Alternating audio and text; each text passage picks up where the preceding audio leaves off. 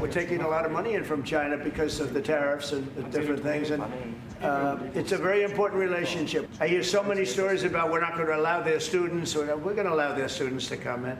We're going to allow, it's very important, 600,000 students. It's very important, but we're going to get along with China. President Trump saying the United States is going to allow 600,000 Chinese students to enroll in American schools, despite a crackdown from his own administration on student visas. No time frame was given for this new act, but this is after a volley of trade and tariff discussions between Washington and Beijing. The president also noting another potential tariff on China if they don't supply us, with rare earth. They have to give us magnets. If they don't give us magnets, then we have to charge them 200% tariff or something, you know.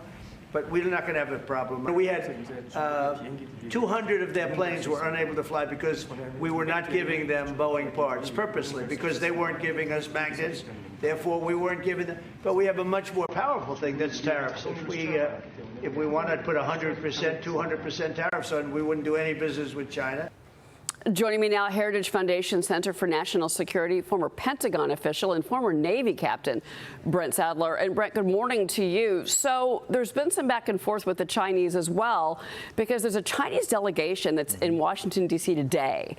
Now, Beijing is claiming this is for trade talks, but the United States says there's no formal negotiating session going on. There was definitely pushback from Treasury Secretary Bessent.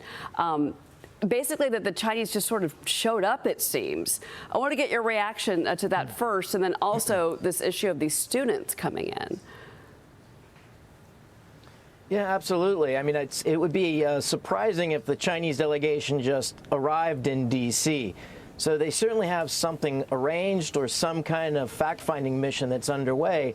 But again, as these trade negotiations go forward, it's clear, as the president has done in other cases, there's more than trade that's at hand in these tariff deals. We have a lot of very sharp national security concerns, which kind of leads into this issue with the Chinese students.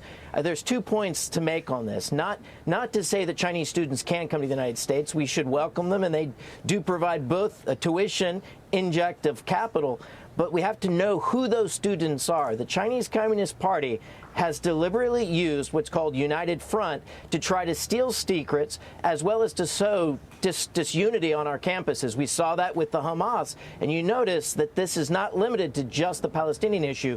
Chinese ambassador was in New York not too long ago, and Chinese students from Taiwan were protesting, and they were clamped down on. So it is a very real. It is enabled by things like the secret police stations, and Chinese consulates have also been shut down in Trump's first term because of this concern. So, number one, know who's coming into the universities, but then also, as a father with college-age kids, I also want to make sure that when we do this, we're not elbowing out American students from these very prestigious and very well-established universities and federal endowments for research. It does seem like a very large number of students, in particular when you're talking about China and who those students are, because there has been issues, recent stories of some problems with these Chinese students that were already here at Ivy League universities. And I also want to get something else we saw in the Oval yesterday was very interesting. It was that bilat between the South Korean president and President Trump. And when the South Korean president started to speak, he talked about North Korea. He wanted President Trump to come to the Korean Peninsula. He's mentioned that they felt safer when President Trump was in his first term, and that basically, and I'm paraphrasing this, but that under Joe Biden, you saw Kim Jong-un get more empowered, and then President Trump kind of responded and said, "Well, I'll talk to Kim Jong-un." I mean, it was a very interesting exchange between the two leaders. What did you make of that? Well, going back to the first administration, yeah, clearly, business as usual wasn't working. Conventional thinking and the best advice at the time coming from many in the State Department and even in the Department of Defense was, continue with old policies, but nothing changed. And North Korea just kept getting more and more armed with nuclear weapons and acting more and more belligerent. And President Trump rightfully bucked that thinking and opened up the door. And we had a period of time where the North Koreans weren't doing nuclear tests or ballistic missile tests.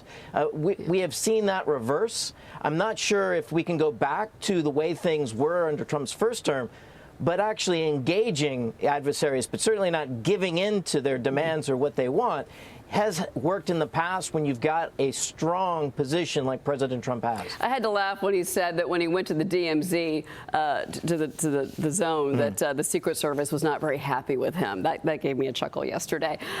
So there is a lot of tensions, obviously, right now in the South China Sea. The trilateral pact, that's Australia, the UK, and the US, is helping to enhance Australia's naval defense capabilities and stop China's threat in that region. The Philippines is reporting an unusual amount of force by China in the South China Sea. Beijing is saying it's got control of the second Thomas Shoal. That's a submerged reef that lies within the Philippines' exclusive economic zone, and that surrounds all the Spratly Islands. Brent, you know this area very well. You've just returned from that region. Yes, I was in Perth, Australia, where the home of future U.S. submarines there, the rotational force west will be at HMAS, the naval base in Stirling, about an hour drive south. Things are progressing in AUKUS. There are concerns. There's a lot of infrastructure and shipbuilding that's there that needs to be adjusted and made ready. But the 2027 deadline for the first boat to arrive, U.S. boat to arrive to be based there, there is some concerns, but it is a deal that serves Americans well if we can get our submarine presence increased, because that is a force that gets China's attention. And if we have a hope of trying to deter a conflict with China, this is one of the ways to do it. The other point I want to make about the South China Sea, the tensions there have been very high since earlier in the month. A Chinese destroyer that was intending to ram, and probably with lethal intent, a Philippine patrol vessel accidentally ran into one of their own Coast Guard ships.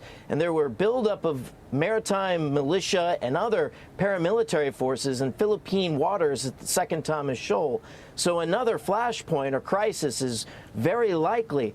But the military activity around Taiwan and the potential for a conflict or crisis yesterday seemed to have subsided, perhaps connected with hopes that China has that this delegation that recently arrived in D.C. might be able to get some kind of deal or cut a deal with D.C. It's interesting, too, that the Chinese delegation comes on the heels of the South Korean president just there yesterday, who, by the way, went to the Philly shipyard after his visit to the White House, because the South Koreans can be a strong partner in building new ships, which we're a little behind on right now. And the Navy is also conducting tests of these newly built autonomous drone boats off of the California coast.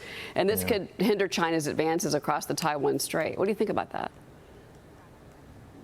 Now, this is a topic that I'm very passionate about. The United States has a 2-week maritime industrial base. The only way that we get out of this strategic vulnerability, and it's a danger, is that we have to work with our treaty allies like South Korea, Japan, and others to try to invest in and reinvigorate our defense industrial base. And the way you do that is by investing in shipyards like Philadelphia, which had been a Navy shipyard for a long time during the Cold War. We also have to embrace new technologies like the unmanned systems if we have hope of getting enough firepower out to sea in the next couple of years in time to deter China. Again, Beijing is making sure that they're ready to prevail in a war against us by 2027. So AUKUS, first submarine in Australia by 2027, getting new capacity in our shipyards with allies like South Korea and Japan. The timeline, the clock, it's all focusing on 2027 to get the backbone of a rapidly expandable maritime industrial base. So not a lot of time, but a lot of good developments. And the Chinese have been building ships so much faster, at a faster clip. Brent Sadler, thank you so much for being here. Really appreciate it. Great to talk to you, Brent. And